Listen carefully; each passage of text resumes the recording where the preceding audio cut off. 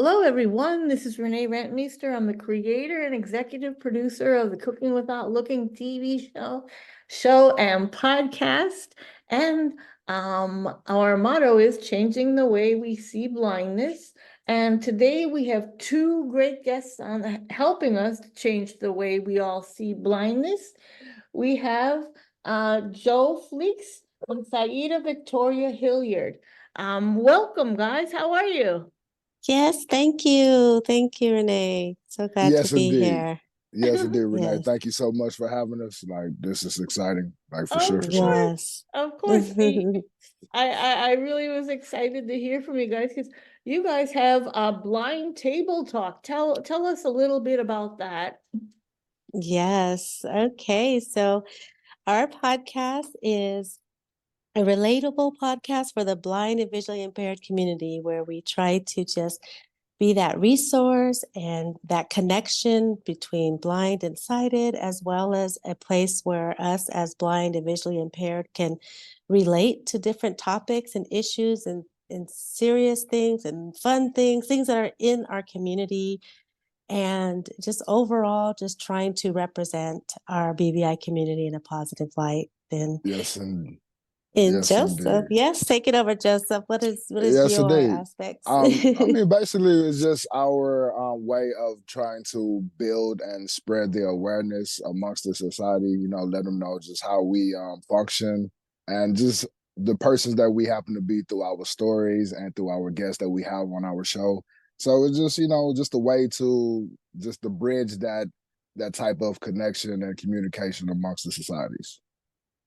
Yes. Well, that's really great, and that's pretty much what we do too. It's like Hmm. sort of like waving our hand and going, "Hey, you're humans too." Right. Yes, Yes, exactly. indeed. We love what you do. We love everything. We love our families. We do this and we do that. We eat, we cook, we sleep, we wake up. Right, right. Right. That's why I That's try why to we tell say, everybody, you know. yes. We're But the same as you. We just can't see. That's it. We We put just on our right, can't see. shoes one at a time. Trust me, we don't put them on at simultaneously.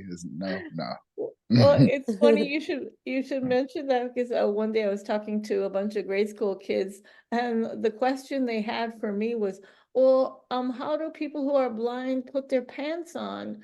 And I said, "Well, tomorrow you'll close your eyes and put your pants on and come back and tell me." Let me Right. know. That's Exactly. exactly. Yeah. That's and exactly. And I wish that more people would do that before you ask those questions. Think about it or even try it because it's easier than It's you common think it is knowledge. for us. It Yes, really is just common exactly. knowledge. You actually do the same things that we do. You just don't Yes.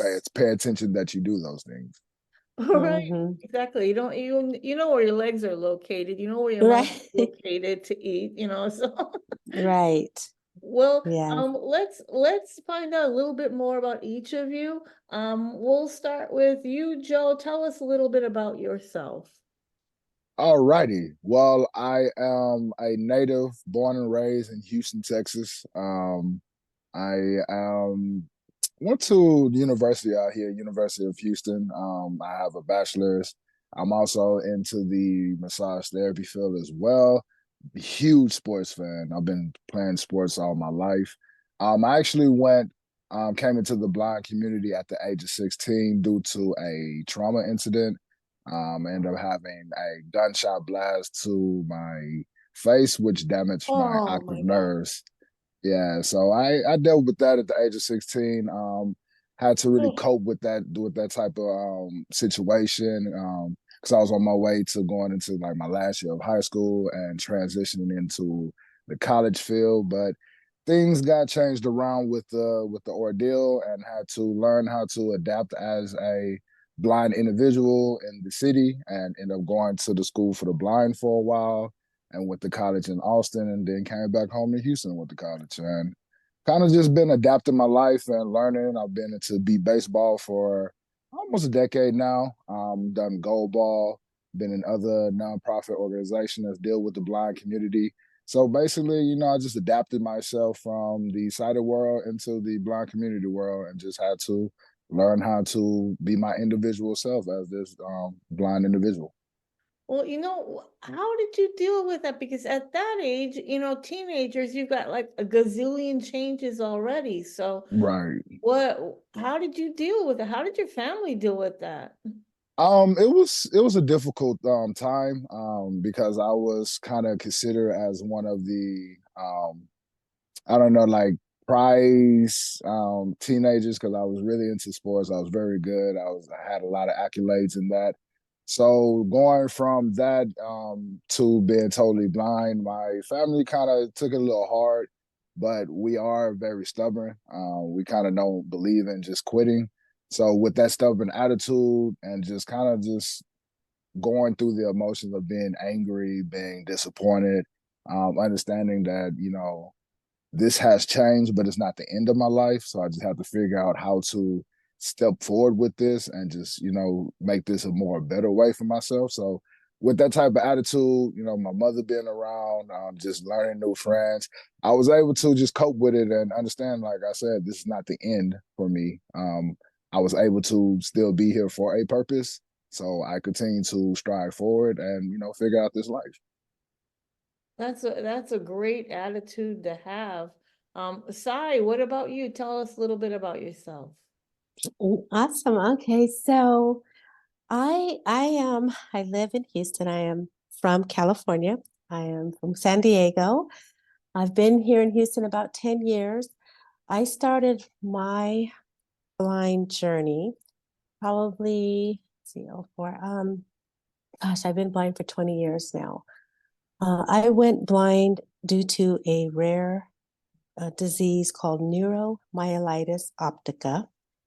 And it was about 7 years before I even know the reason for my blindness. I had no clue why I went blind. I was just blind one day. It happened Wow. all of a sudden, and it was just my vision was just gone within a couple of days. And you hadn't been But sick or anything, right? nope, no. And to this day, the disease was so new, and it's newly discovered back then, and now it's still a rare disease. There's not too many people that have it. Well, it's growing actually now that it's out there, but I wasn't sick. It's not contagious. It's not hereditary. It's not none of those things. It's just I just had it. I just have it, and nobody knows how or why as of yet. I'm sure they're still working on trying to figure that out. But and so this disease is actually a little different because there's two different things that can be affected. Well, at one time, blindness is a result of one of the symptoms and some of the things, but you can also get paralyzed from this disease. So I've met people with this disease, but they were not blind; they were paralyzed. So it can go either way, and it affects the nerves, and it's the optic nerve that was damaged for me.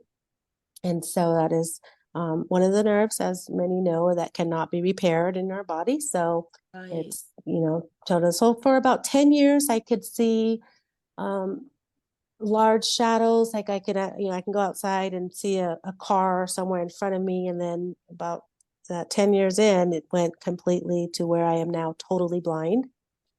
Um, and so that was, that happened in a time, and I went through a lot with that as well, just going from being a quote unquote normal sighted person, Mhm. and then losing my sight, thinking, oh my God, my life is over. I can't survive. At that time, I had 4 children. The oldest was about 11, the youngest was 6. Oh, wow. And so I just thought my life was over. And the only blind people I knew, of course, I know people hear this all the time, but Ray Charles and Stevie Wonder. And so I was like, I, I I, live I in the don't. birthplace of Ray Charles. Oh, wow. See, yeah. And so but they were not my peers. They were not, I could not relate to them. So I'm just like, oh my gosh, my life is over. But then, one day, and I went through my mourning and my depression, and it happened for, I'm going to say, about 6 months to a year. I didn't want to see anybody. I didn't come out my room. I sulked very deep into that depression, thinking my life was over. Why me? Oh my gosh, why me? And then one day I just, one of my children came in there and said, Mommy, I'm hungry. Can you feed me? And I'm just like, it clicked. And what is stopping me from going in there to make my kids something to eat? I know I can't see, but I cannot just let my life be over and my kids starve because I can't see. So that's how I Uh-huh. looked at that. And that's from that point on is what changed my attitude about being blind. I'm like, I went blind. It is what it is. I have to learn now how to live a new life and create my own new normal.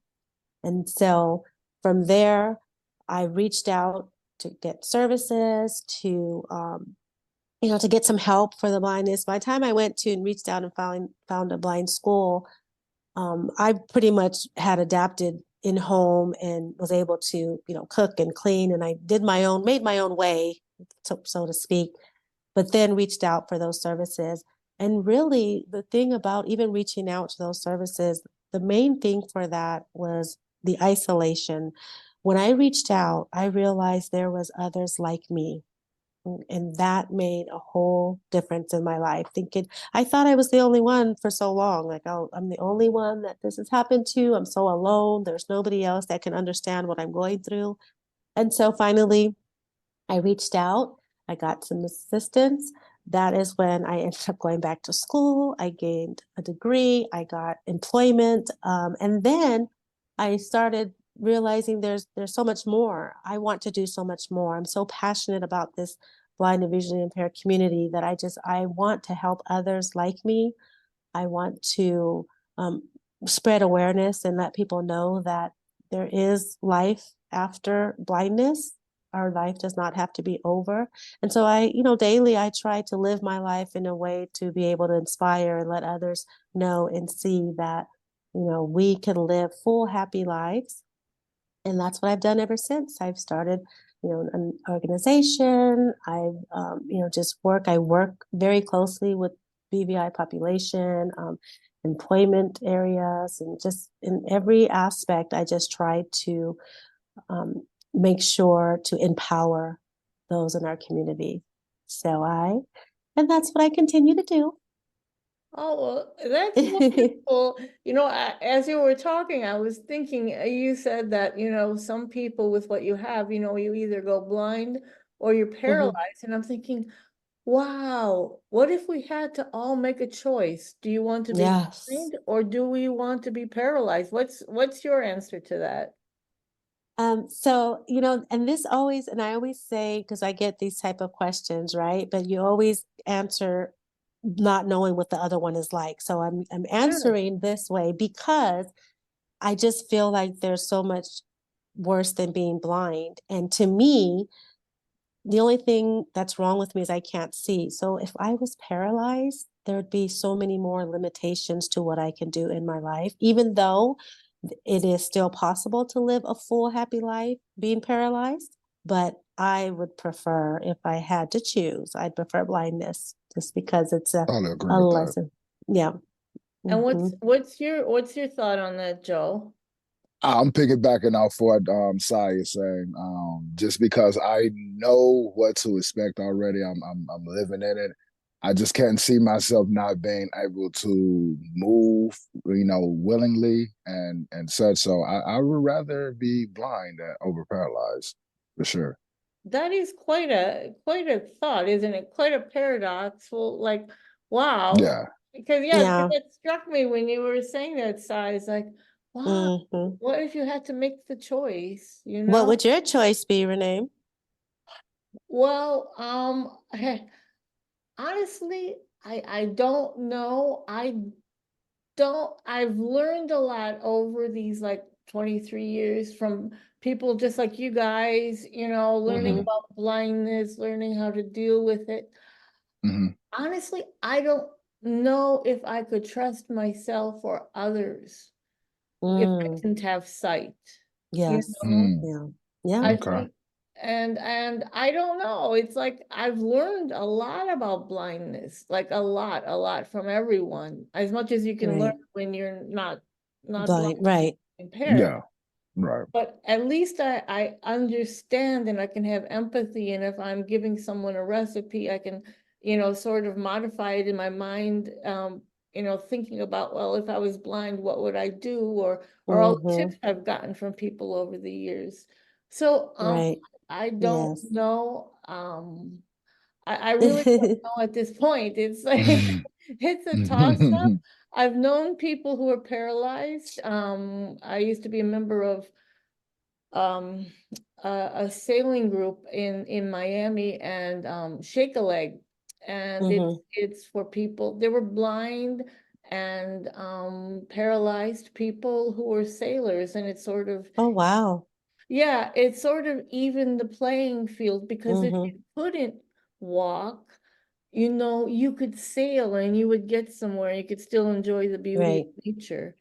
Right. So, I think I'd be a toss up on that. Mm. I wanted to share a story. Years ago when my children were younger, I think my daughter was about 10, and I overheard a conversation with her and her friend in the bedroom, and they were talking about so one of them said, oh my God, she went blind. I can't see, I'm going blind. And my daughter said, you know what? My mom's blind. I don't care if I'm blind or not. It's not that bad. It looks fun. My daughter said that. Oh, So, what Oh a wow. great way. yes. Right. And so I'm like, and so it just made me like think I'm showing my children or I'm showing others that blind, there is a lot worse It's, than being it's not blind, that bad. Yes, it's not, It's not I that don't bad wish at it all. upon anybody. Don't get me wrong. Right. I No, I don't want gotcha. anybody. But if an 8-year-old can sit there and say, so what if I go blind? It's not that bad. It's Right. very That this doable. lets me, yeah. Yes, it's So, very doable for sure. but it's Well, different. It's funny how we let them, how others perceive us. I mean, in Yeah. her eyes, I'm super blind woman, right? So, So right. fun. So fun. Well, it's a funny thing, because the whole point of what we do here too as well is like, we're pointing out positive things, and we don't Hmm. focus on the disability, we focus on all of the abilities, the cooking, the art, the everything. Yes. And Yes. I think that it, you know what, I've seen so many sighted people just so grumpy and down on the world. Hmm. And there Yeah. have been Yeah. times where I said, I know a lot of people who can't even see and they're happier than you are, Right. like, Yeah. That Mm. is true. know That what is you true. have. Yeah. Yeah. And sometimes we don't. You don't realize it and you don't appreciate it until it's gone. And Until it's that's gone. not the way to live. You Yeah. And I gotta, would tell people from relatability, just cherish your what you have, your moments, your time, because you just never know. So yeah, appreciate it now, because you don't yes, want to appreciate it when it's gone. It doesn't do any good then. You're yes, you're right. absolutely. You're right. Well, how Hmm. did you guys meet each other, and how did you start Blind Table Talk? We met in The community, yes, the community pretty much. yeah, met in Because the blind here in community, Houston and just being out there in the community and and just blind. Oh, go ahead. I was gonna say, and just like talking through different conversations, we realized like, hey, we have similar mindsets, and we have like the Right. similar goals of wanting to show that the community that hey, we're out here, we're living, Mm-hmm. it's a doable thing. Yes, yes. And we actually started on Clubhouse. I don't know if you're familiar with Clubhouse, Renee, but it was actually on Clubhouse, which is an It was audio sort of platform. fast, wasn't it? Hmm. It sort of Yes, went through fast.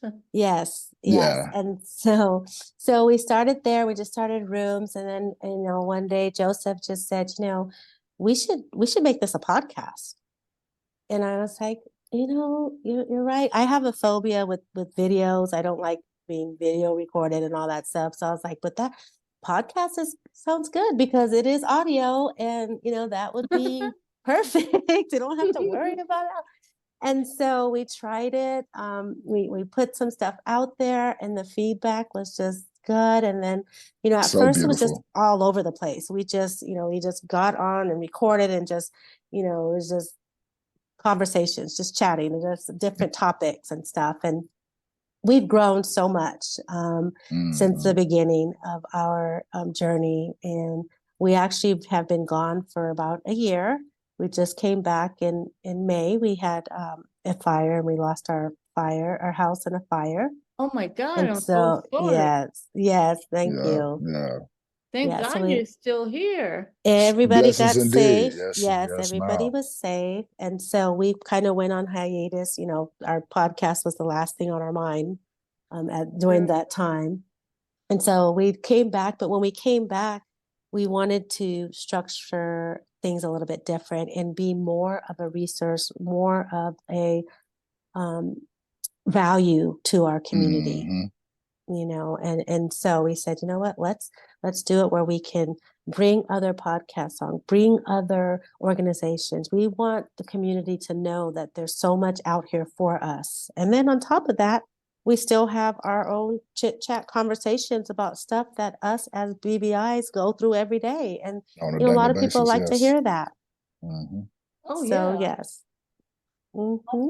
So, Well, so then talk about a little bit about blind table talk, and then we'll get into each one of your recipes. okay. Joe, you wanna take it on?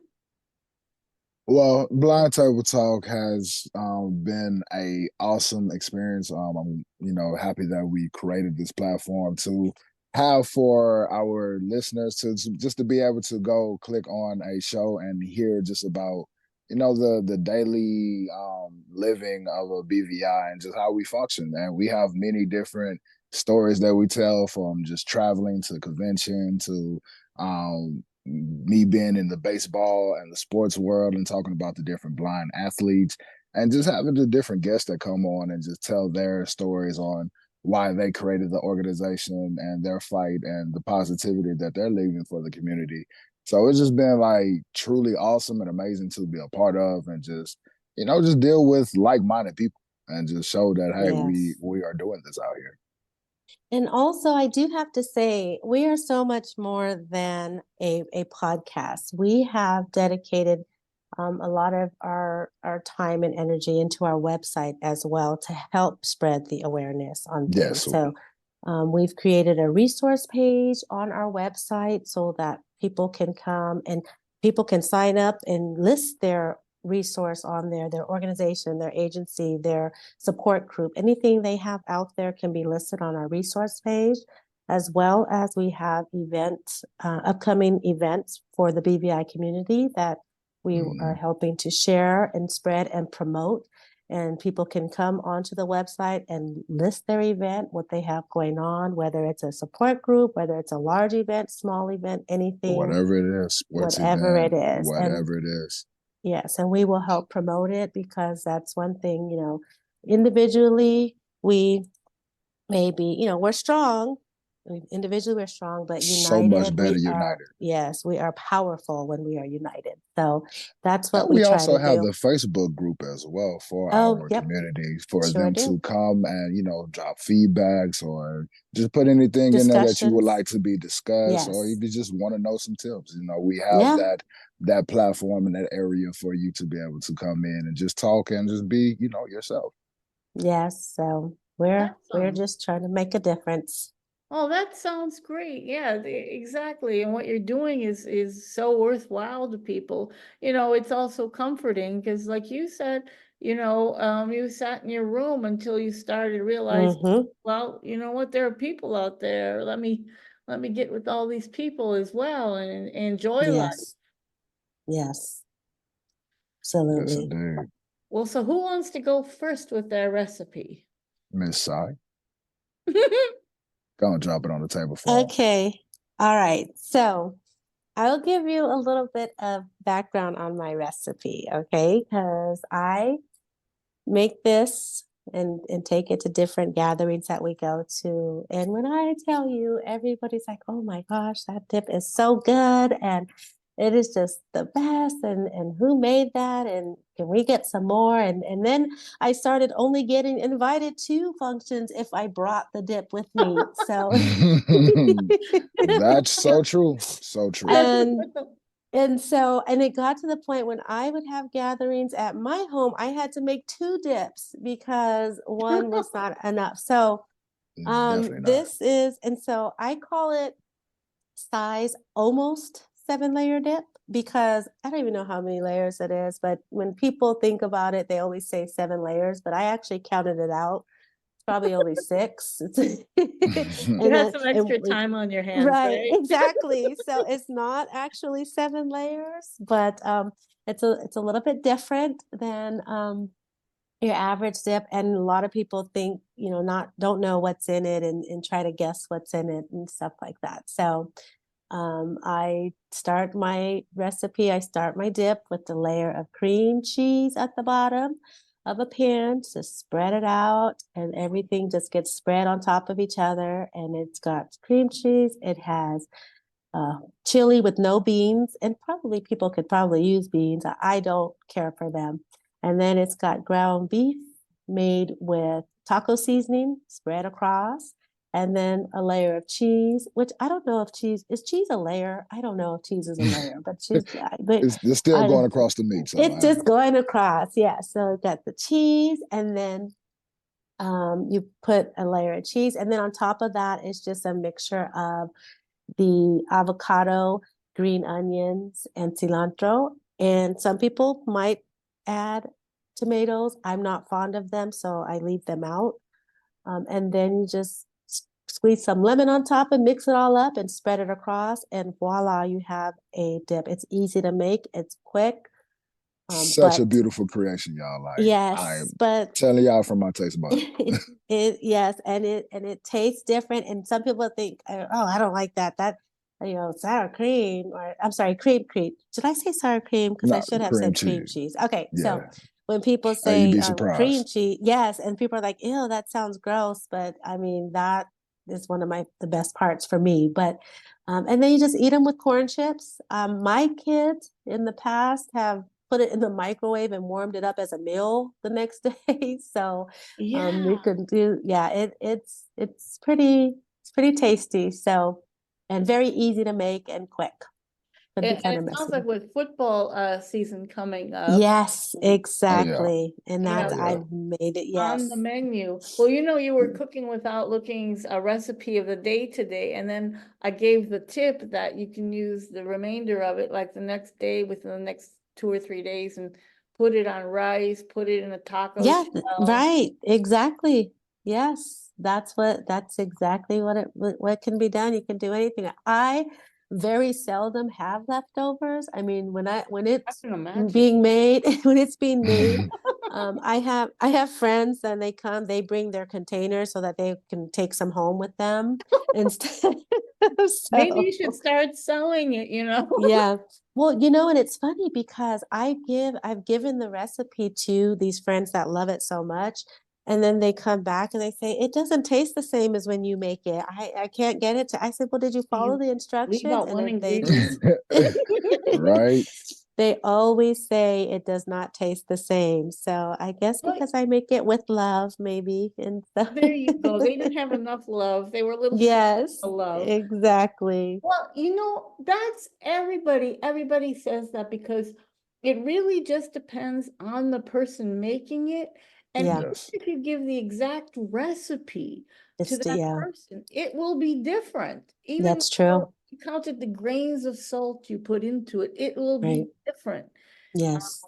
It's That is your true. own soul. It's your soul in there. Yes, that is Mhm. true. Yes, So indeed. Yeah. it's a funny thing because I know I go through that. My daughter and I make this pasta and shrimp salad for Mm. my daughter's boyfriend, and he loves it. And then when he wants her to make it, I give her the exact same recipe.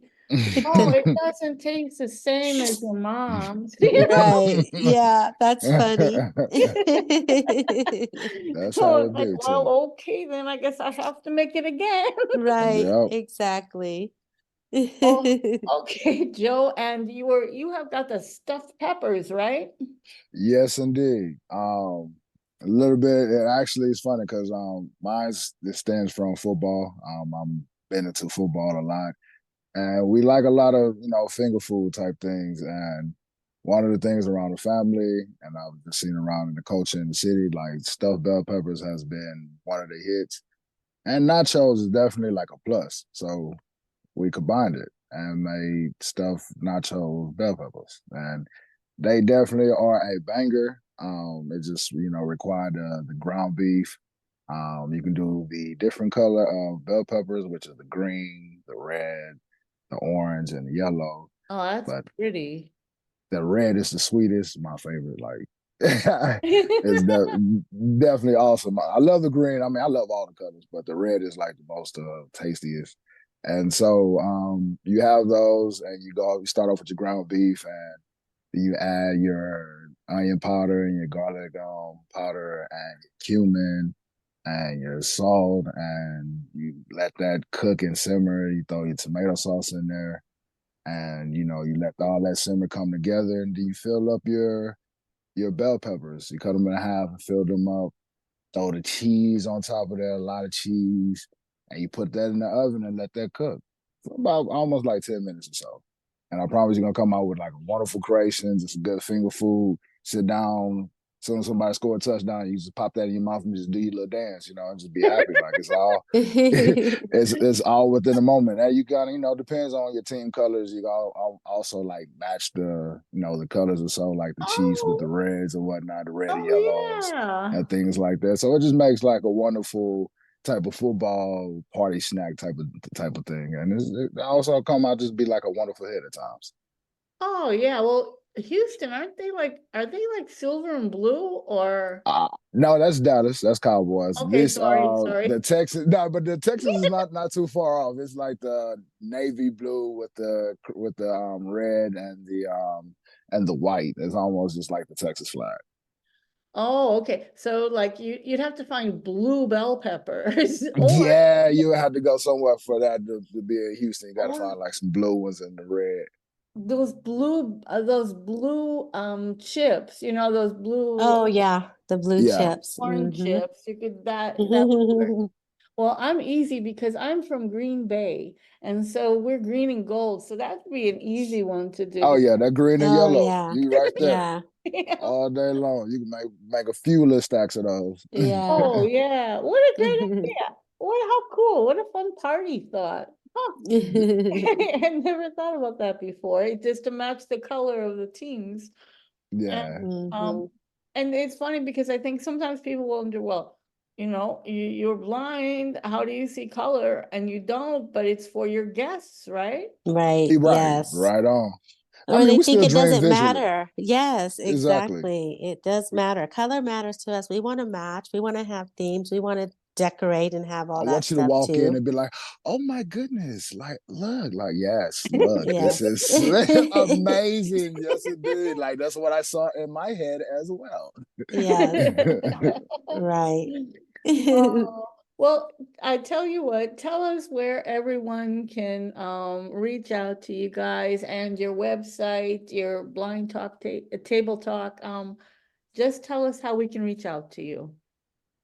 All right. Well, you can definitely email us at info@blindtabletalk.com.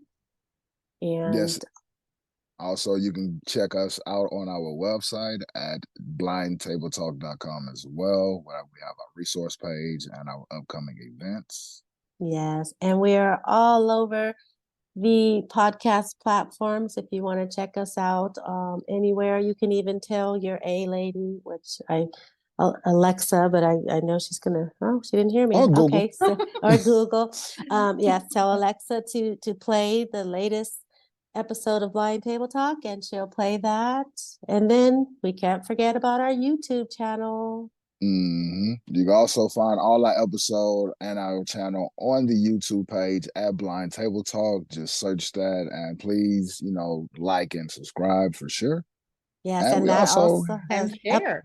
uncut, yes, and share, and that one also has additional videos that'll be uploaded besides the podcast. So keep your eyes on that and subscribe so you can get alerts on those as well. yes, indeed. Well, that Yeah. sounds wonderful. Thank you so much for both of you being here today, Joseph and Sai.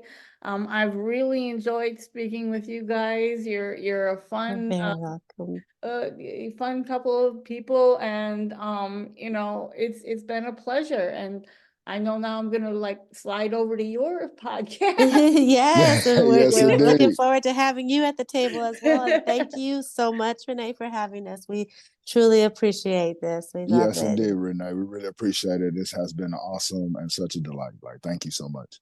Oh, well, thank you. And thank everyone listening out there. If you want to hear today's recipes, please go to our website at www.cookingwithoutlookingtv.wordpress.com, or you can also go to our Cooking Without Looking YouTube channel. We're now on TikTok, and anywhere you get your podcast, you can find us, and we too are Alexa enabled. So take care and have a wonderful day. Thank you so much.